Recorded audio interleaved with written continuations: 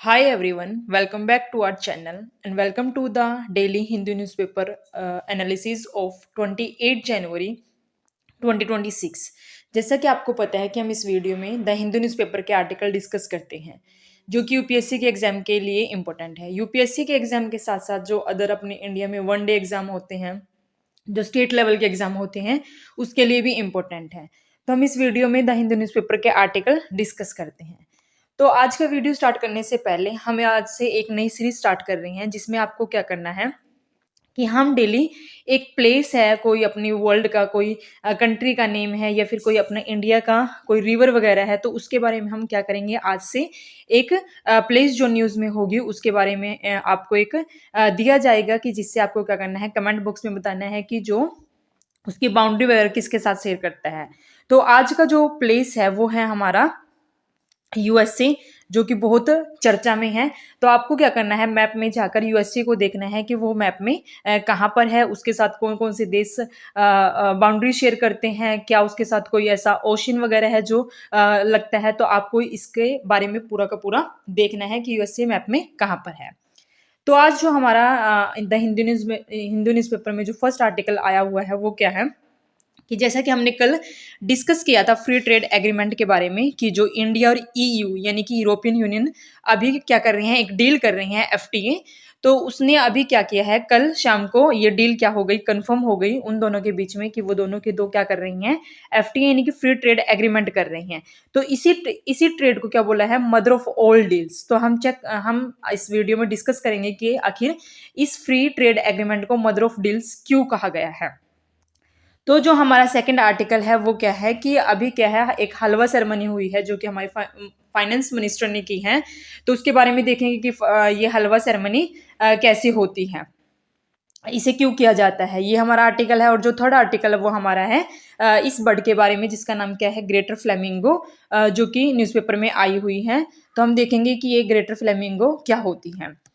तो जो हमारा आर्टिकल है द हिंदू न्यूज़पेपर का फर्स्ट आर्टिकल है वो क्या है कि finance minister take a part in customary halwa ceremony. यानी कि क्या होता है कि जब हम कभी बजट अपना तैयार करते हैं, जो कि अभी 1 फरवरी को हमारा क्या होगा, बजट तैयार होगा। फाइनेंशियल ईयर कौन सी फाइनेंशियल ईयर का, 26 to 27 का क्या होगा, बजट तैयार होगा। तो उससे पहले क्या होता है, एक हलवा सेरेमनी की जाती है। हलवा सेरेमनी का मीनिंग क्या है, ये एक छोटा सा क्या होता है, कस्टमरी होती है, यानी कि एक रिवाज होता है कि इससे क्या पता चलता है हलवा सेरेमनी से कि जो हमारा बजट है वो क्या हो गया, पूरा तैयार हो गया है। तो तैयार होने का मतलब है कि अब क्या करेंगे, हलवा सेरेमनी करेंगे, जो कि कल रखी गई थी 27 जनवरी को।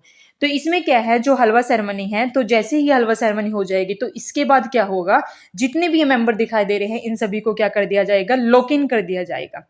लॉक इन का मतलब कि इनको आइसोलेट कर दिया जाएगा। अब ये जहां पर है, ये अपने बाहर किसी फैमिली मेंबर के साथ या जो अदर इनके रिलेटिव वगैरह हैं उनके साथ कोई भी ये संपर्क वगैरह नहीं करेंगे। इसका मेन रीजन क्या है कि जो इन्होंने बजट तैयार किया है वो कहीं ना कहीं क्या ना हो जाए, लीक ना हो जाए, इसकी वजह से इनको क्या किया जाएगा, लॉक इन किया जाएगा। तो इसमें ये बताया गया है कि जो हलवा सेरेमनी है उसका एक तरह से मीनिंग है लॉक इन करना। मीन्स जिन जिन लोगों ने इस बजट को तैयार किया है वो सभी के सभी क्या हो जाएंगे, अब आइसोलेट हो जाएंगे। और आइसोलेट होंगे तो उससे क्या होगा कि जो इन्होंने बजट तैयार किया है वो कहीं लीक नहीं हो पाएगा।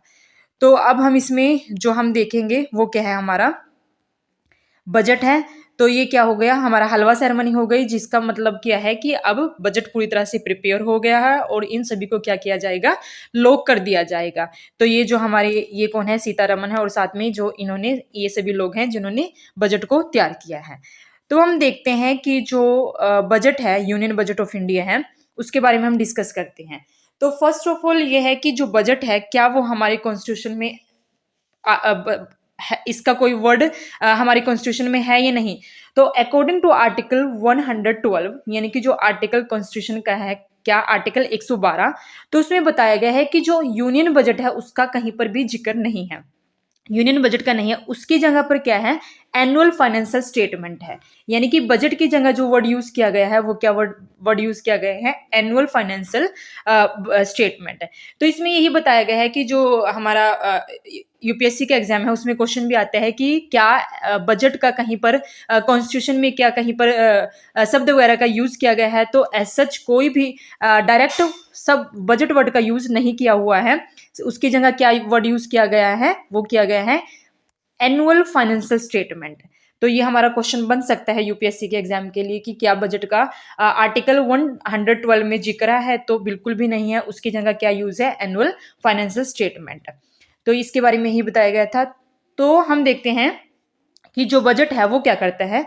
जो बजट है वो एक तरह से एस्टिमेट लगाता है किसका, receipt and expenditure for the financial year. यानी कि जो फाइनेंशियल ईयर है 26 to 27, यानी कि 1 अप्रैल 26 से लेकर 31 मार्च 27 तक का जो फाइनेंशियल ईयर है उसके अंदर कितना हमें रिसिप्ट यानी कि कितना हमें एक तरह से इनकम आई हो और साथ में कितना एक्सपेंडिचर मतलब कि खर्चा हुआ है, उसके पूरे के पूरे उसका क्या होता है, एस्टिमेट किया जाता है। तब हम इसमें देखेंगे कि जो यूनियन बजट है उसको 3 कैटेगरी में क्या किया जाता है, डिवाइड किया जाता है। तो फर्स्ट है जो हमारा है बजट एस्टीमेट। इसमें क्या होता है कि जो अपकमिंग फिजिकल ईयर है, मीन्स अभी जो बजट तैयार किया जा रहा है वो किस फिजिकल ईयर का किया जा रहा है, एक सेकेंड, 26 to 27 का फिजिकल ईयर का हम क्या कर रहे हैं, बजट तैयार कर रहे हैं। तो अपकमिंग फिजिकल ईयर इसमें कौन सा है, 27, यानी कि उसका एक तरह से एस्टिमेट लगाया जाएगा कि उसमें कितना एक्सपेंडिचर वगैरह हो पाएगा। और सेकंड जो हमारा है वो है रिवाइज्ड एस्टिमेट। इसके अंदर क्या होगा कि जो हमने पिछले साल जो हमने इसके अंदर क्या किया था, जो खर्चा वगैरह एस्टिमेट किया था, उसमें क्या किया जाएगा, अपडेट किया जाएगा उस एस्टिमेट को, जो हमने पिछले 25 to 26 फाइनेंशियल ईयर में एस्टिमेट लगाया था। अगर वो कम होता है तो उसमें ऐड किया जाएगा, अगर वो ज़्यादा होता है तो उसमें से माइनस वगैरह किया जाएगा। तो उसमें क्या किया जाएगा, update estimate for the current physical year, यानी कि जो 26 है उसमें क्या किया जाएगा, उसको अपडेट किया जाएगा। जो थर्ड है हमारा वो क्या है, प्रोविजनल एक्चुअल। इसके अंदर क्या होगा कि जो हमारा प्रीवियस फिजिकल ईयर है मीन्स 25 है, उसके अंदर हम, क्योंकि उसमें सब कुछ रिसिप्ट भी हो गया और साथ में एक्सपेंडिचर भी हो गया, तो उसका पूरा का पूरा डाटा होगा। तो उसमें अब एक्चुअल देखेंगे कितना खर्चा हुआ है, कितनी इनकम वगैरह आई हुई है, तो वो एक तरह से क्या हो जाएगा, हमारा एक्चुअल रिसिप्ट और एक्सपेंडिचर हो जाएगा। तो ये हमारा जो यूनियन बजट है उसको 3 कैटेगरी में डिवाइड किया जाता है। कौन सी है, budget estimate, revised estimate and third is provisional actual. तो ये हमारा क्या था, यूनियन बजट को जो कि डिवाइड किया जाता है। तो हम देखते हैं कि जो यूनियन बजट है उसके कुछ फैक्ट वगैरह है। तो जो यूनियन बजट है वो पहले क्या किया जाता था कि फरवरी के लास्ट वीक में उसको हम क्या करते थे, प्रेजेंट करते थे, यानी कि 28, 27 ऐसे जो हमारा फरवरी का लास्ट वीक था उसमें हम उसको क्या करते थे, प्रेजेंट करते थे। लेकिन 2017-18 से क्या हुआ, जो यूनियन बजट है वो पार्लियामेंट में 1 फरवरी यानी कि हर साल 1 फरवरी को इसको क्या किया जाता है, प्रेजेंट किया जाता है। कब से किया गया है, 2017 से 18 से इसको क्या करते हैं, 1 फरवरी को प्रेजेंट करते हैं पार्लियामेंट में। जो सेकंड फैक्ट है इसका, यानी कि हम क्या करते हैं, करंट अफेयर के साथ साथ जो भी स्टैटिक पोर्शन होता है उसको भी हम इस वीडियो में डिस्कस करते हैं। जो इसका सेकंड पॉइंट है वो क्या था कि पहले क्या होता, 1924 से हम जो रेलवे बजट है उसको एक तरह से सेपरेट प्रेजेंट करते थे। किस कमेटी के रिकमेंडेशन से, एकवर्थ कमेटी है उसके रिकमेंडेशन से, यानी कि जो रेलवे बजट था उसको हम एक अलग से क्या करते थे, प्रेजेंट करते थे। लेकिन 2017-18 में क्या किया गया, जो रेलवे बजट है उसको जनरल बजट के साथ मर्ज कर दिया। किसकी रिकमेंडेशन से, विवेक देबरॉय कमेटी की रिकमेंडेशन से। क्वेश्चन आ सकता है कि जो रेलवे बजट है और जनरल बजट है उन दोनों को मर्ज किया गया है किस कमेटी की रिकमेंडेशन से, तो वो कौन सी है, विवेक देबरॉय कमेटी की रिकमेंडेशन से। तो ये हमारा पूरा का पूरा क्या था, बजट के ऊपर था। तो अब क्वेश्चन बनता है कि जो हमारा बजट है वो किस मिनिस्ट्री के अंडर आता है, तो वो मिनिस्ट्री कौन सी है, मिनिस्ट्री ऑफ फाइनेंस के अंडर आता है। तो उसमें जो मिनिस्ट्री ऑफ फाइनेंस है उसके अंदर भी जो डिपार्टमेंट इकोनॉमिक अफेयर के अंडर आता है, फिर उसके अंदर नेक्स्ट है जो डिवीजन है वो हमारी कौन सी है, बजट डिवीजन। तो मीन्स तो जो हाईएस्ट कौन सा है मिनिस्टर है जो वो है फाइनेंशियल मिनिस्ट्री है जो वो कौन सी है फाइनेंशियल। उसके अंदर जो हमारा डिपार्टमेंट आता है वो कौन सा है इकोनॉमिक अफेयर डिपार्टमेंट। और नीचे उसके अंदर जो डिवीजन आती है वो कौन सी है बजट डिवीजन। तो ये हमारा क्या था पूरा का पूरा बजट के कुछ फैक्ट वगैरह थे जो कि इंपॉर्टेंट है यूपीएससी के एग्जाम के लिए, क्योंकि पीवाईक्यू इसमें से बहुत बनते हैं। तो अभी 1 फरवरी को जब बजट पूरा का पूरा आ जाएगा तो हम पूरा एक वीडियो लेकर आएंगे बजट के ऊपर। तो तब हम पूरा का A to Z जो बजट के क्वेश्चन बनते हैं कैसे क्या बजट होता है तो हम पूरा का पूरा एक तरह से डिस्कस करेंगे। अब हम देखते हैं कि जो बजट है उसके अंदर कौन कौन मेंबर होते हैं। तो फर्स्ट जो हमारा मेंबर है यूनियन फाइनेंस मिनिस्टर, यानी कि जो हमारे कौन है निर्मला सीतारमन जी। और जो सेकंड है minister of state of finance जो कि पंकज चौधरी जी हैं। और third is economic affairs secretary यानी कि अनुराधा ठाकुर है। एंड फोर्थ जो इसके अंदर मेंबर होते हैं वो कौन होते हैं चीफ इकोनॉमिक एडवाइजर जो कि वी अनंता नागेश्वरन है। और fifth is the budget division. Budget division में क्या होता है एक कोर टीम होती है जो कि एक एनुअल फाइनेंशियल स्टेट इसको क्या करते हैं तैयार करते हैं। एक बजट डिवीजन होती है और कुछ इसके अंदर अदर ऑफिसर होते हैं जैसे कि secretary of department ministry of finance जो भी इसके अंदर मेंबर होते हैं उन सभी को हम क्या करते हैं अदर ऑफिसर में लेके आते हैं। जो भी हलवा सेरेमनी के अंदर मौजूद होते हैं जिन्हें हम क्या करते हैं लॉक इन कर देते हैं। तो वे सभी मेंबर क्या होते हैं इसके बजट को तैयार करने वाले मेंबर होते हैं। तो ये हमारा पूरा का पूरा आर्टिकल था जो कि बजट से रिलेटेड था, जो कि अभी क्या किया गया है हलवा सेरेमनी यूज की गई है।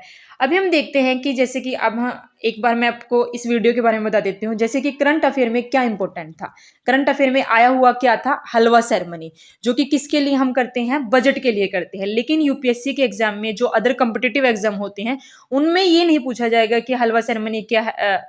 ऐसे पूछा तो जाएगा बट जो यूपीएससी का अगर आप सिलेबस देखते हैं तो उसमें जो इंपॉर्टेंट है वो क्या इंपॉर्टेंट है बजट। तो हम इस बजट का क्या करेंगे स्टैटिक पोर्शन हम पूरा का पूरा देखते हैं। तो हमें करंट अफेयर के साथ साथ इसमें क्या करना पड़ता है स्टैटिक भी देखना पड़ता है कि कैसे क्या होता है।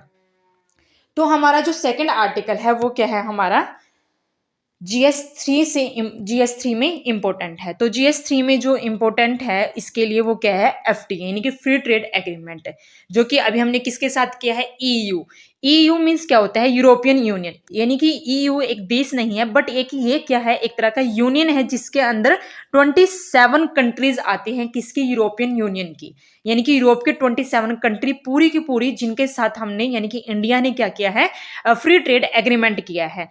जो ये फ्री ट्रेड एग्रीमेंट है ये कब से हम करने की कोशिश कर रहे थे EU के साथ, वो हम 2007 से लगे हुए थे कि हम यूरोपियन यूनियन के साथ क्या कर ले फ्री ट्रेड एग्रीमेंट कर ले। लेकिन ये कहीं 2 दशकों से लगातार इसके लिए क्या हो रही थी ना होती जा रही थी। लेकिन अभी 2026 में यानी कि कल ट्यूसडे को क्या किया गया है यूरोपियन यूनियन के साथ इंडिया ने क्या कर लिया है फ्री ट्रेड एग्रीमेंट कर लिया है। अब क्वेश्चन आता है कि इसको मदर ऑफ ऑल डील्स क्यों कहा गया है। कि मदर ऑफ डील्स इसलिए कहा गया है क्योंकि अब हम देखते हैं कि जो इंडिया है उसने भी ऐसा कोई यूनियन नहीं है जिसके साथ उसने फ्री ट्रेड एग्रीमेंट किया हो। तो पहला ऐसा यूरोपियन यूनियन है जिसके साथ इंडिया ने क्या किया है फ्री ट्रेड एग्रीमेंट किया है जिसके अंदर 27 कंट्रीज हैं। 27 कंट्रीज का मतलब क्या है कि इसके अंदर जो हम 99.5% इंडिया जो एक्सपोर्ट करता है किसको यूरोपियन यूनियन का उसमें हमें क्या मिलेगा फ्री ट्रेड एग्रीमेंट होगा। जिससे क्या होगा जो टैरिफ होंगे वे रिड्यूस हो जाएंगे। यानी कि जो हम एक्सपोर्ट करते हैं 99.7% किसको यूरोपियन यूनियन को। तो इसमें मदर ऑफ डील्स इसलिए कहा गया है क्योंकि कोई भी ऐसा देश जो हमारे वर्ल्ड में है किसी ने भी ऐसी कोई डील वगैरह नहीं की हुई है। तो हमने जो इसके अंदर किया है कि जो यूरोपियन वाइन्स हैं लग्जरी हैं कार है उनमें क्या किया है उनको चीप किया है। यानी कि उनमें जो टैरिफ है उनको क्या कर दिया रिड्यूस कर दिया है। और जो मोदी जी हैं हमारे नरेंद्र मोदी PM हैं उन्होंने भी क्या बोला है एक हिस्टोरिक पैक्ट बना है जिसने क्या किया है EU के साथ क्या कर ली हमने डील की हुई है।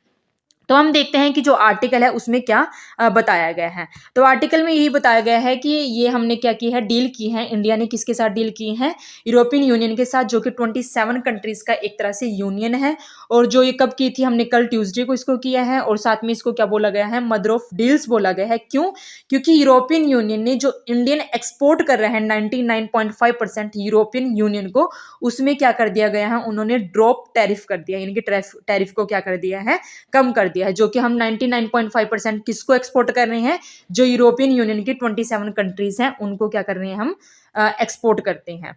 और थर्ड इसके अंदर है कि इंडिया ने भी क्या किया है, 97.5% टैरिफ को क्या किया है, रिड्यूस कर दिया है, जो कि वो क्या करता है, इंपोर्ट करता है किससे, यूरोपियन यूनियन से। मींस यूरोपियन यूनियन जो अपने 27.5% जो एक्सपोर्ट करती है इंडिया को, उसमें भी टैरिफ क्या हो गया है, कम हो गया है। तो हम पहले इसमें आर्टिकल में देखते हैं क्या, फिर हम पूरा का पूरा डिस्कस करेंगे जो फ्री ट्रेड एग्रीमेंट क्या होता है क्या नहीं होता है। तो ये हमारा पूरा था कि जो हम अभी क्या कर रहे हैं, टैरिफ हमने जो रिड्यूस किए हैं कि 99.5% जो कि इंडिया एक्सपोर्ट कर रहा था यूरोपियन यूनियन को, उसमें रिड्यूस किए हैं, और साथ में जो 97.5% जो कि यूरोपियन यूनियन एक्सपोर्ट कर रहा था इंडिया को, तो इंडिया ने उसमें क्या किया है, टैरिफ को कम किया है।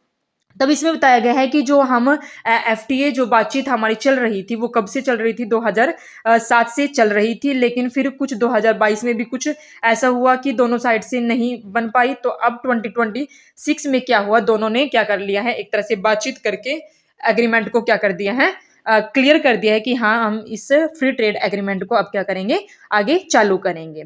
तो ये हमारा क्या था, पूरा का पूरा जो इसके अंदर आया गया है। तो हम इसमें देखेंगे कि कैसे ड्यूटी को एलिमिनेट किया गया है, किस किस ड्यूटी में कितना एक तरह से कम रिड्यूस किए हैं, जो हमारी ये जो ये यूरोपियन यूनियन है और साथ में इंडिया ने।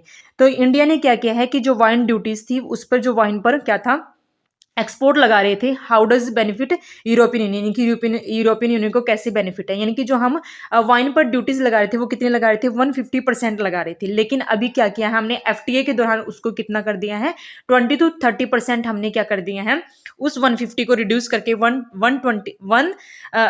to 30% उसको लेकर आए हैं।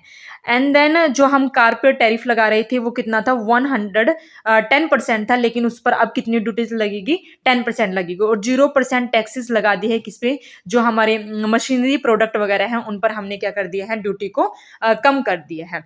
तो इसके अंदर देखेंगे जो ड्यूटी फ्री एक्सपोर्ट है, वो कौन से हैं आइटम, जैसे कि टेक्सटाइल हो गया, लेदर हो गया, जेम्स हो गए, और स्पाइसेस वगैरह हो गए, इनमें हमने क्या कर दिए हैं, ड्यूटी फ्री एक्सपोर्ट कर दिया है। उसके बाद इसमें बताया गया है कि जो easy for skilled Indian worker to work in the 27 countries black, यानी कि जो यूरोपियन यूनियन की 27 कंट्रीज हैं, उसके अंदर क्या कर सकता है, इंडियन लोग जाकर अपना काम कर सकते हैं। तो ये हमारा पूरा का पूरा था कि कैसे इंडिया को बेनिफिट होगा। तो इंडिया के लिए क्या था, ड्यूटी फ्री एक्सपोर्ट कर दिया है, साथ में जो 27 कंट्रीज में हम क्या कर सकते हैं, घूम सकते हैं, और जो इसके अंदर जो गुड्स वगैरह है, यानी कि हमने क्या है, गुड पर भी हमने टैरिफ को क्या किया है, कम कर लिया है।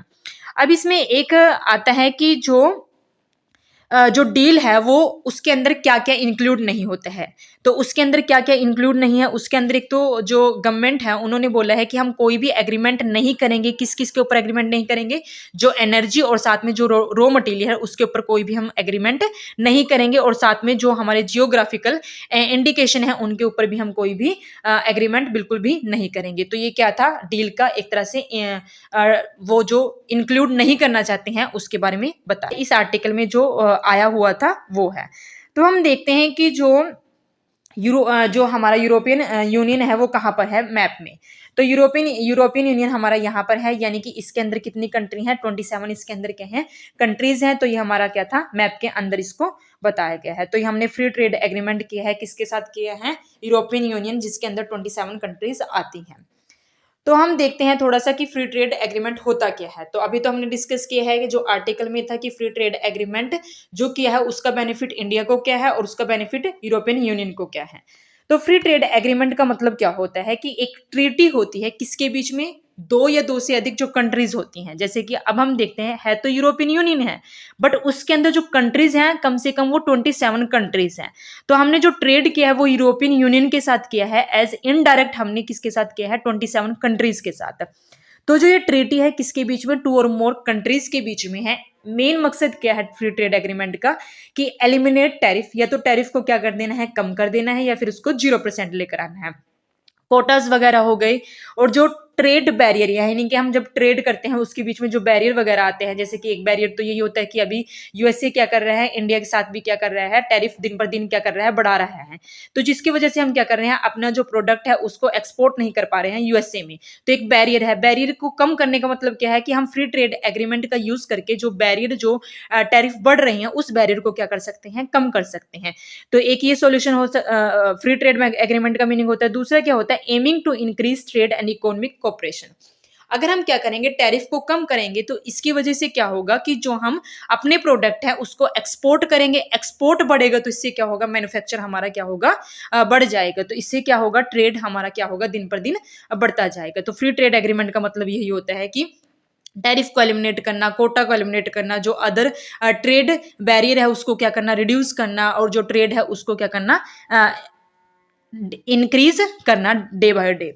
तो ये हमारा क्या था, फ्री ट्रेड एग्रीमेंट क्या होता है। तो हम देखते हैं कि जो फ्री ट्रेड एग्रीमेंट है वो किस किस के साथ हमने इंडिया ने किए हुए हैं। तो अभी हम देखते हैं कि 2021 से लेकर 2026 तक हमने 8 कंट्रीज के साथ, 8 कंट्रीज में क्या है, 7 हमारी कंट्रीज है और 1 जो यूरोपियन यूनियन है, तो इनके साथ हमने क्या किया है, फ्री ट्रेड एग्रीमेंट किया है। तो हम देखते हैं कि जो फ्री ट्रेड एग्रीमेंट होता है उसके अलग अलग नाम होते हैं, कि जैसे एक तो हो गया हमारा फ्री ट्रेड एग्रीमेंट, एक होता है सेपा जिसको बोलते हैं कॉम्प्रिहेंसिव इकोनॉमिक पार्टनरशिप एग्रीमेंट, एक होता है हमारा सेसा यानी कि इसको बोलते हैं कॉम्प्रिहेंसिव इकोनॉमिक कोऑपरेशन एग्रीमेंट। तो ये कुछ अलग अलग नाम होते हैं जो हम अलग अलग कंट्री के साथ करते हैं। तो जैसे कि एफटीए में इंक्लूड है जो हमने पैक्ट के हैं, Singapore, south Korea, Japan, ASEAN, Malaysia, Mauritius, UAE, Australia and EFTA, ये हमने क्या किया है, इनके साथ फ्री ट्रेड एग्रीमेंट किया है। तो ये पूरी की पूरी जो हमारी लिस्ट है ये है इस टाइप की, कि जो हमने सबसे पहले एग्रीमेंट किया था वो किसके साथ किया था, मॉरिशस के साथ, जो कि उसका नाम क्या था, सीईसीपा, यानी कि हमने क्या है, ये अलग तरह का प्रकार होता है किसका, एफटीए का। और जो 2022 में हमने किसके साथ किया था, यूए के साथ, जिसका नाम क्या है, सेपा। एंड जो थर्ड एग्रीमेंट 2022 में हमने किया था वो किसके साथ किया था, ऑस्ट्रेलिया के साथ, जिसका नाम था ईसीटीए। यानी कि पूरे एफटीए के अलग अलग नाम होते हैं। एंड फोर्थ जो हमने 24 और 25 दोनों में किया था वो क्या था, ईएफटीए टेपा, ये हमने क्या किया था, एग्रीमेंट किया था। और जो हमारा यूके के साथ एग्रीमेंट हुआ था वो क्या नाम था उसका, सेटा। एंड अभी 25 में हमने जो किया है एग्रीमेंट वो क्या है, ओमान के साथ, उसका नाम भी क्या है, सेपा। और न्यूजीलैंड के साथ हमने जो फ्री ट्रेड एग्रीमेंट किया है उसका नाम क्या है, एफटीए। तो ये हमारा पूरा था, लिस्ट थी जिसके साथ हमने क्या किया है, एफटीए किया है अलग अलग कंट्री के साथ। यानी कि टोटल हम देखें तो 7 कंट्रीज है और एक यूरोपियन यूनियन है, जो कि अभी हमने कल 2026 में जो एग्रीमेंट किया है वो किसके साथ किया है, यूरोपियन यूनियन मींस 27 कंट्रीज के साथ, जिसे क्या बोला गया है, मदर ऑफ ऑल डील बोला गया है, कि इसमें हमें कहीं ना कहीं क्या है, बहुत ज्यादा बेनिफिट है। तो ये हमारी पूरी लिस्ट थी। अभी हमने देखा न्यूजीलैंड के साथ तो हमें बहुत सारा दिक्कत हो रही है, क्योंकि न्यूजीलैंड बार बार बोल रहा था कि हमें डेयरी प्रोडक्ट पर एफटीए करना है, लेकिन इंडिया ने बिल्कुल ही इनकार कर दिया था कि हमें डेयरी मिल्क के अलावा अगर आप किसी और प्रोडक्ट पे एफटीए करना चाहते हैं तो हम करेंगे। जैसे कि यूरोपियन यूनियन के साथ हमने किया है वाइन पर, लग्जरी कार पर, ये सभी क्या है, एक तरह से लिस्ट जारी किए जाते हैं कि हमें किस पर करना है, किस पर नहीं। जो अभी यूएसए और जो इंडिया में वॉर चल रही है, जो टैरिफ डे बाय डे बढ़ रहा है, तो यूएसए क्या बोलता है कि हमारे साथ क्या करो, ट्रेड डील करो। तो ट्रेड डील करने के लिए तो हम उत्सुक हैं कि हाँ हमारे साथ ट्रेड डील कीजिए, बट यूएसए बोलता है कि हमें जो ट्रेड डील करनी है वो आपके साथ किसके लिए करनी है, एग्रीकल्चर फील्ड में करनी है।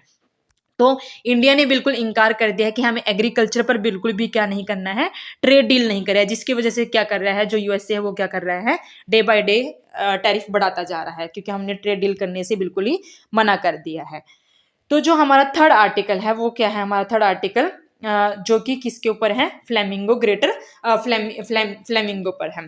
तो ये हमारा न्यूज में किस लिए है कि जो ग्रेटर फ्लेमिंगो है ये क्या किया गया है, Hope Island in Coringa wildlife sanctuary, जो कि कहाँ पर है, आंध्र प्रदेश में है। यहाँ पर इनको क्या किया गया है, देखा गया है फर्स्ट टाइम इस सीजन के, यानी कि कल यानी कि ट्यूसडे को इनको क्या किया गया है, होप आइलैंड जो कि कोरंगा वाइल्ड सेंचुरी है, कहाँ पर है, आंध्र प्रदेश में, इनको वहां पर देखा गया है। तो इस टाइप की ये क्या हमें दिखाई देती है, जिसकी क्या है, ये ब्लैक कलर की चोंच होती है, ये पिंक शेड में क्या होता है, इनकी ये थोड़ी गर्दन होती है, ये थोड़ी लंबी काठी की होती है।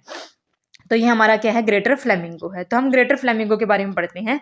तो जो ग्रेटर फ्लेमिंगो है वो क्या है, फ्लेमिंगो की स्पीसीज में क्या है, एक लार्जेस्ट और वाइड स्प्रेड यानी कि एक अच्छी खासी क्या है हमारी फ्लेमिंगो है। इसकी जो है एक तरह से टोल स्ट्रेचर यानी कि लंबी काठी की होती है। पिंकिश वाइट प्लमेज यानी कि जो इसके पंख होते हैं वो किस शेड के होते हैं, पिंकिश साइड के ही होते हैं, यानी कि हल्के पिंक कलर के होते हैं। तीसरा इसके अंदर बताया गया है कि जो इसकी बीक होती है वो कितने उसकी होती है, ब्लैक कलर की इसकी बीक होती है। और ये पाए कहाँ पर जाते हैं, वेटलैंड में पाए जाते हैं। कहाँ कहाँ के, अफ्रीका के, सदर्न यूरोप के एंड एशिया के। तो वेटलैंड में इनको पाया जाता है कहाँ पर, Africa, southern Europe and Asia. और ये क्या होते हैं हमारे, माइग्रेट करते रहते हैं इंडिया में, कहाँ से, गुजरात टू मुंबई तक ये क्या करते रहते हैं, बार बार माइग्रेट करते जाते हैं। तो इसका जो साइंटिफिक नेम है वो क्या है, फिनोकोप्रेटस रोइसस। माफ कीजिएगा अगर मैंने गलत प्रोनाउंसिएशन की है, तो इसको जो भी आपकी प्रोनाउंसिएशन बनती है वो ये है। इसका साइंटिफिक नेम है फोइनोकोप्टेरस रोइसस। तो इसका हम देखते हैं कंजर्वेशन स्टेटस। यूपीएससी का मोस्ट फेवरेट क्वेश्चन यही से बनता है कि कोई भी आपको बर्ड, स्पीसीज, एनिमल पूछ लिया जाएगा और उसमें पूछा जाता है कि इसका आइसन स्टेटस क्या है। तो जो फ्लेमिंगो है उसका आइसन स्टेटस क्या है, लिस्ट कंसर्न है। साइट्स है appendix 2 and wild life protection act 1972 में इसको शेड्यूल 2 में रखा गया है। तो ये हमारा क्या है, ये हमारा क्या है, इसके बारे में बताया गया था कि इसका कंजर्वेशन स्टेटस क्या है। दूसरा इसके अंदर बताया गया है कि जो इसका सिग्निफिकेशन इंडिया में क्या है, सिग्निफिकेंस इंडिया में क्या है।